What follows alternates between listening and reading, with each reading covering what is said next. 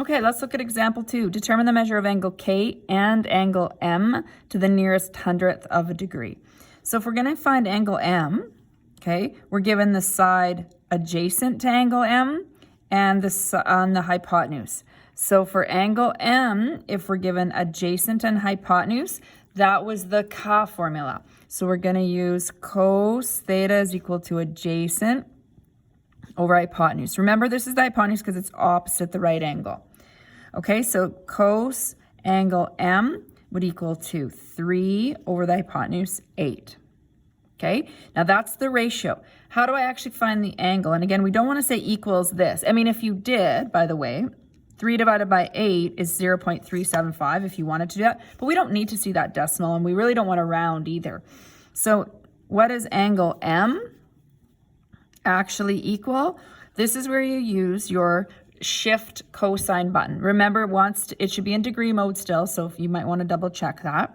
You go shift cos 3 divided by 8. Now I need the calculator to calculate 3 divided by 8 for me, so I need to open up brackets to be sure that it does the calculation inside those brackets first. So 3 divided by 8 is in brackets, then you can hit your equal sign.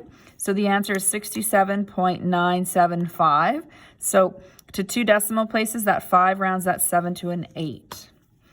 So 67.98 degrees. You have to remember your units. Your degree symbol is very important as well. Okay, let's find angle. I found angle M first instead of K, even though it said K first in the question. Oh, well, now we're going to find angle K. Okay, so to find angle K, we're with what's given. We have 3 is opposite and hypotenuse. So we're going to use sine because sine theta formula is opposite over hypotenuse. So we're going to put in sine of angle K. So K is here. Opposite is side 3.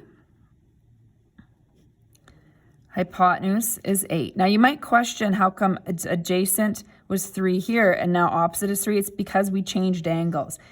M is adjacent to 3, but for K, 3 is opposite. Okay, so that's how come we used 2 different angles. So that's why we have that sort of differently there. Now, in our calculator, we're going to go shift sine. Okay, so whatever you're finding an angle, that's when you know to use the sine -1 or that shift button. Open up your brackets, 3 divided by 8, close the brackets, 22.02 degrees.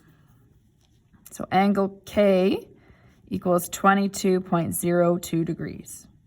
Okay, you could check this because all of your angles in a triangle need to add up to 180.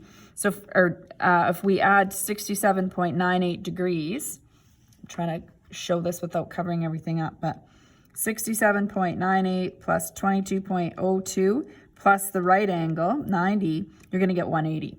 Okay, now that said, I of course wanted to practice my sine and cosine ratios, but moving forward, if you know 2 of the angles, so I already for sure always know 90 degrees. Once I found this one, I could have went 180 minus 90 minus 67.98 degrees to find that. And that's certainly a strategy when we're working on these problems that we can use later on, or even now is fine. But we do want to practice our sine and cosine ratios a little bit for today.